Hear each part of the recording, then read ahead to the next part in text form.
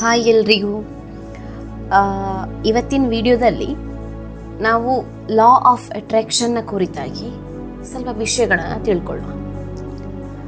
Law of attraction ಅಥವಾ ಆಕರ್ಷಣಾ ಸಿದ್ಧಾಂತ ಸದ್ಯದ ದಿನದಲ್ಲಿ ಬಹಳ ಪ್ರಚಲಿತ ಮತ್ತು ಬಹಳ ಇಂಟ್ರೆಸ್ಟಿಂಗ್ ಆದಂತಹ ವಿಷಯ ಇದು.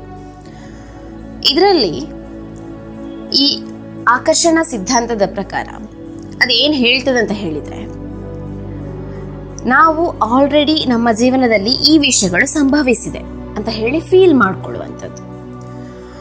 ಬಹಳ ಪಾಸಿಟಿವ್ ಆಗಿ ನಾವಿದನ್ನು ಥಿಂಕ್ ಮಾಡಬೇಕು. ಸಕಾರಾತ್ಮಕ ವಿಚಾರಗಳಿಂದ ನಮಗೆ ಏನು ಬೇಕೋ ಅದನ್ನು ನಾವು ಪಡ್ಕೊಳ್ಬಹುದು ಅಂತ ಹೇಳಿ ಈ ಆಕರ್ಷಣ ಸಿದ್ಧಾಂತ ಹೇಳ್ತದೆ. ಹಾಗಾದರೆ ನಮಗೆ ಏನು ಬೇಕೋ ಅದನ್ನು ನಾವು ಸಕಾರಾತ್ಮಕ ವಿಚಾರಗಳಿಂದ ಪಡ್ಕೊಳ್ಬಹುದು ಅಂತ ಆದರೆ ಅದಕ್ಕೂ ಮೀರಿದ ಯಾವುದಾದ್ರೂ ಒಂದು ಅಂಶಗಳು ಅದಕ್ಕೆ ಪ್ರೇರೇಪಿತವಾಗಿರಬೇಕು. ಅದು ಯಾವುದು ಅಂತ ಹೇಳಿ ನಾವು ತಿಳಿಯೋಣ. ಆಧ್ಯಾತ್ಮದಲ್ಲಿ ಲಾ ಆಫ್ ಅಟ್ರಾಕ್ಷನ್ ಅಂತ ಹೇಳುವಂಥದ್ದು ಅರ್ಧ ಸತ್ಯ ಆಗಿರ್ತದೆ. ನಮ್ಮಲ್ಲಿ ಪಂಚಕೋಶಗಳೆಂಬ ಅಂಶಗಳಿರ್ತದೆ. ಈ ಪಂಚಕೋಶಗಳಲ್ಲಿ ಮೊದಲನೆಯದು ಅನ್ನಮಯ ಕೋಶ. ಅನ್ನಮಯ ಕೋಶ ಅಂತ ಹೇಳಿದರೆ ನಮ್ಮ ಬಾಡಿಗೆ ಸಂಬಂಧಿಸಿರುವಂಥದ್ದು, ನಮ್ಮ ದೇಹ. ಎರಡನೆಯದು ಪ್ರಾಣಮಯ ಕೋಶ, ಅಂದರೆ ಉಸಿರಾಟ ಕ್ರಿಯೆಗೆ ಸಂಬಂಧಿಸಿರುವಂಥದ್ದು, ಅಂದರೆ ಎನರ್ಜಿ ಬಾಡಿ. ಮೂರನೆಯದು ಮನೋಮಯ ಕೋಶ. ಮನೋಮಯ ಕೋಶ ಅಂತ ಹೇಳಿದರೆ ನಮ್ಮ ಮನಸ್ಸಿಗೆ ಸಂಬಂಧಿಸಿರುವಂಥದ್ದು, ಅಂದರೆ ಮೆಂಟಲ್ ಬಾಡಿ. ನಾಲ್ಕನೆಯದು ವಿಜ್ಞಾನಮಯ ಕೋಶ, ಅಂದರೆ ಇಂಟಲೆಕ್ಚುವಲ್ ಬಾಡಿ, ಅಂದರೆ ಹೈಯರ್ ಮೈಂಡ್, ಈ ಜ್ಞಾನಕ್ಕೆ ಸಂಬಂಧಿಸಿರುವಂಥ ಅಂಶಗಳು. ಐದನೆಯದು ಆನಂದಮಯ ಕೋಶ, ಅಂದರೆ ಸಂತೋಷಕ್ಕೆ ಸಂಬಂಧಿಸಿರುವ.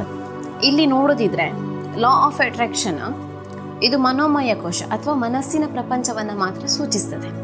ಮನೋಮಯ ಕೋಶ ಅಂತ ಹೇಳಿದರೆ ಮನಸ್ಸು ಮತ್ತು ಯೋಚನೆಗಳಿಗೆ ಸಂಬಂಧಿಸಿರುವಂಥದ್ದು ಅಲ್ವಾ?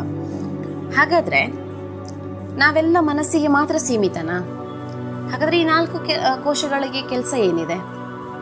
ಎಲ್ಲನೂ ಯೋಚನೆಗಳು ಅಂತಾದರೆ ನಾವು ಧ್ಯಾನ ಆದರೂ ಏನಕ್ಕೆ ಮಾಡಬೇಕು ಅಲ್ವಾ? ಹಾಗಂತೇಳಿ ನಾನು ಲಾ ಆಫ್ ಅಟ್ರಾಕ್ಷನ್ ಸುಳ್ಳು ಅಂತ ಹೇಳ್ತಿಲ್ಲ, ಆದರೆ ಎಲ್ಲನೂ ಲಾ ಆಫ್ ಅಟ್ರಾಕ್ಷನ್ ಅಲ್ಲ ಅಂತ ಹೇಳಿ ನಾನು ಹೇಳ್ತಿರೋದು. ಹಾಗೇನೆ ಎನರ್ಜಿ, ಫ್ರೀಕ್ವೆನ್ಸಿ, ವೈಬ್ರೇಷನ್ಸ್ ಇದೆಲ್ಲ ಲಾ ಆಫ್ ಅಟ್ರಾಕ್ಷನ್ನ ಮೂಲ ಸಿದ್ಧಾಂತ ಆಗಿರ್ತದೆ. ಈ 3 ಅಂಶಗಳು ಮನಸ್ಸಿನಿಂದ ಮಾತ್ರ ಅಥವಾ ಮನೋಮಯ ಕೋಶದ್ದು ಮಾತ್ರನೇ ಆಗಿರೋದಿಲ್ಲ. ಹಾಗಂತೇಳಿ ಸಮತೋಲನಕ್ಕೂ ಬರೋದಿಲ್ಲ. ಇಲ್ಲಿ ದೇಹ, ಮನಸ್ಸು, ಉಸಿರಾಟ, ಭಾವನೆಗಳು ಹೇಗೆ ಪರಸ್ಪರ ಪೂರಕವಾಗಿರ್ತದೆಯೋ ಹಾಗೆಯೇ ಇದು ಕೂಡ. ಅದಕ್ಕಾಗಿಯೇ ನೀವು ನಿಮ್ಮ ಅಸ್ತಿತ್ವವನ್ನೇ ಧ್ಯಾನದ ಮೂಲಕ ಶಾಂತಗೊಳಿಸಬಹುದು. ಲಾ ಆಫ್ ಅಟ್ರಾಕ್ಷನ್ನ ಪ್ರಕಾರ ಸುಳ್ಳು ವಿಚಾರಗಳನ್ನು ನಾವೇ ನಮ್ಮಲ್ಲಿ ಹಾಕ್ಕೊಂಡು ಸಾಂತ್ವನಗೊಳಿಸ್ಕೊಳ್ಳೋದಲ್ಲ.